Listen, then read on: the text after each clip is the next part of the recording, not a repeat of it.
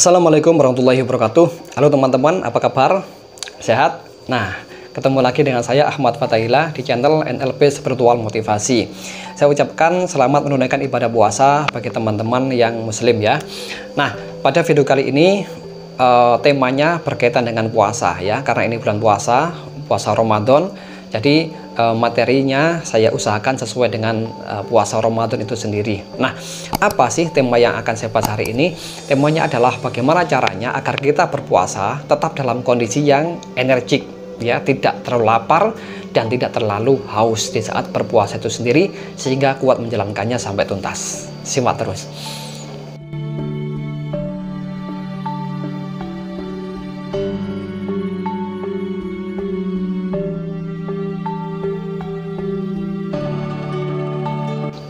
Oke teman-teman, sebagaimana yang kita ketahui bersama bahwasanya puasa Ramadan itu adalah kewajiban bagi umat Islam ya, dari terbit fajar sampai terbenamnya matahari. Tapi masalahnya di sini banyak orang tidak berpuasa alasannya tidak kuat, atau bahkan ada yang tidak berpuasa itu alasannya karena tidak makan sahur seperti itu. Nah, berbagai macam alasan, apapun itu alasannya, sebetulnya bisa disiasati kalau kita betul-betul tahu, kita betul-betul paham, menyadari bahwasanya puasa Ramadan ini adalah kewajiban bagi umat Islam. Nah, sekarang bagaimana sih tipsnya agar di saat kita berpuasa, kita itu nggak merasa loyo, kita nggak merasa lapar, kita nggak merasa haus. Tapi mungkin kalau haus tetap kita haus ya. Seperti saya ini pekerjaannya adalah mengajar ya. Jadi harus menjelaskan pelajaran, harus ngomong, dan tentunya akan merasa haus. Tapi bagaimana mensiasatinya agar tidak terasa haus adalah tidak banyak ngomong. Jadi kalau saya mengajar tidak terlalu banyak membicarakan, tidak terlalu menjelaskan pelajarannya. Saya hanya sedikit saja, yang penting-penting saya jelaskan, untuk selebihnya saya serahkan ke siswa itu sendiri. Nah, yang terpenting di sini kita membahas bagaimana agar kita selama berpuasa itu kuat menjalaninya, tubuh kita tetap segar, tetap sehat, tetap beraktivitas dengan semangat dan tidak merasa lapar. Caranya adalah pertama kali niatnya. Nah, ini sudah kita tahu bersama, niat itu wajib kan ya, yaitu niatnya itu di malam hari sebelum subuh. Niat secara NLP, nah itu adalah mengkondisikan pikiran dan tubuh supaya sesuai dengan apa yang kita inginkan itu sendiri. Di sini secara NLP ada asumsi kuat bahwasanya pikiran dan tubuh itu adalah satu sistem yang saling terkait. Di saat kita niat, sebetulnya kita itu mengkondisikan pikiran kita, jiwa kita, ya, pikiran dan jiwa kita agar menahan haus dan lapar ya, dan menahan hawa nafsu di saat berpuasa di siang harinya itu. Sehingga dari niat ini sebetulnya langsung mempengaruhi fisik kita. Fisik kita akan mengkondisikan sesuai dengan apa yang kita niatkan di dalam jiwa kita, di dalam mental kita itu. Nah, seperti itu sebetulnya. Sehingga apa? Di saat kita berpuasa, meskipun ada godaan es misalkan ya, es degan, es macam-macam ya, atau makanan yang lezat, kita bisa menahannya. Meskipun kalau ada rasa haus, tetap haus ya, tapi kita bisa mensiasatinya dengan tidak banyak berbicara, atau lebih banyak kita diam saja, begitu. Nah, yang pertama itu niat yang kuat, sehingga apa yang kita niatkan akan merasuk ke dalam sistem belief kita, menjadi yang kita yakini. Oh, saya kuat berpuasa, saya bisa menahan dari lapar, dari haus, dari godaan hawa nafsu dan lain sebagainya, sehingga kita kuat menjalaninya dengan sangat baik.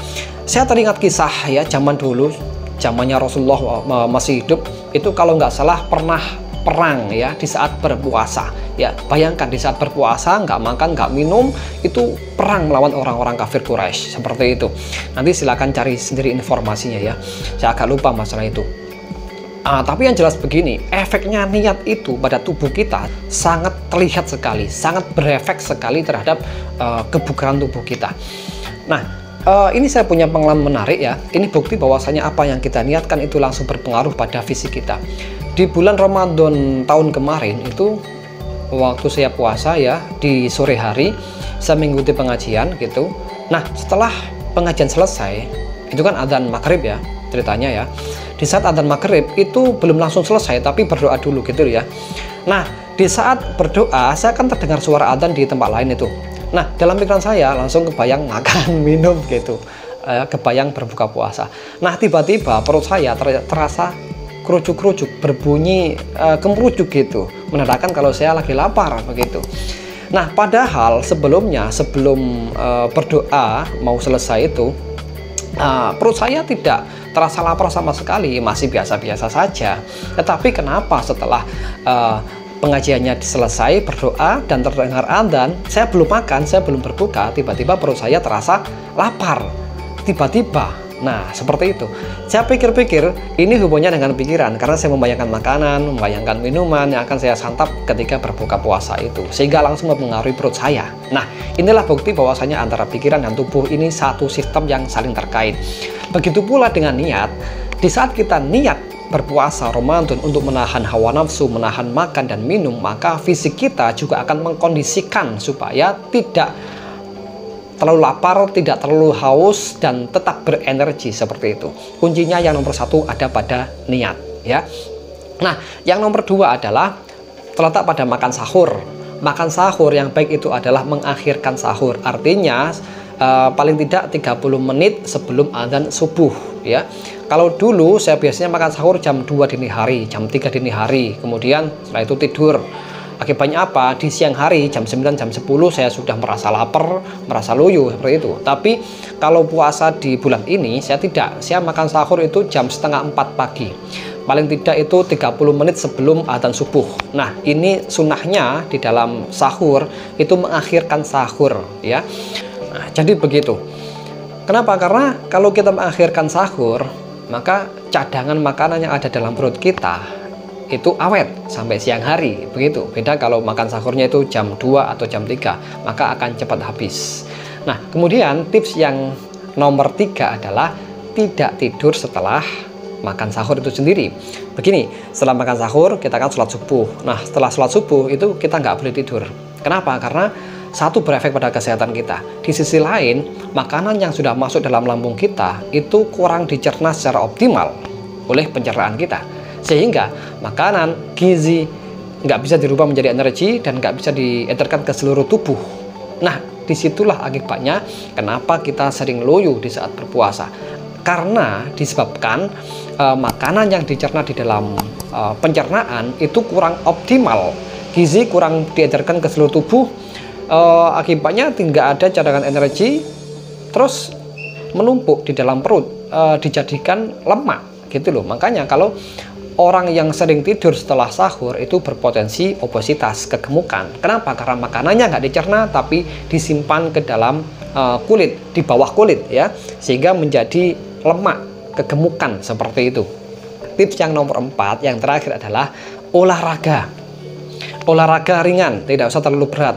Misalkan senam ringan, ya, atau push up atau apapun lah, pokoknya mungkin jalan-jalan dan lain sebagainya, supaya menyegarkan tubuh, tidak loyo, ya.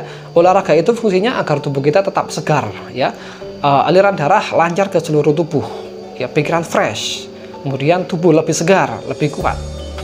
Nah, itulah yang menyebabkan kita satu hari full meskipun berpuasa kita tetap berenergi, kita tetap semangat melakukan aktivitas apapun, ya. Mungkin kalau haus, ya haus, tetapi kalau lapar tidak, saya jamin tidak. Kenapa? Karena di saat makan sahur kita harus makan yang cukup, kemudian tidak tidur setelah sahur itu sendiri, sehingga makanan dicerna secara optimal dan dirubah menjadi energi, diedarkan ke seluruh tubuh, sehingga tubuh kita tetap semangat, tetap berenergi selama berpuasa itu sendiri, begitu ya. Nah, jadi itu tipsnya ada 4. Yang pertama adalah niat yang kuat, makan sahur diakhirkan, tidak tidur setelah sahur, kemudian olahraga ringan. Insya Allah dari 4 tips ini menjadikan kita puasanya lancar sampai maghrib, ya, selama 1 bulan penuh. Insya Allah, ya, amin. Oke, itu aja. Semoga teman-teman yang berpuasa lancar, ya, diterima oleh Allah Subhanahu wa Ta'ala, memiliki pahala yang banyak, amin, dan dijanjikan dengan surga yang luar biasa nikmat, amin ya rabbal alamin. Baik, itu aja, sampai ketemu di video berikutnya. Wassalamualaikum warahmatullahi wabarakatuh.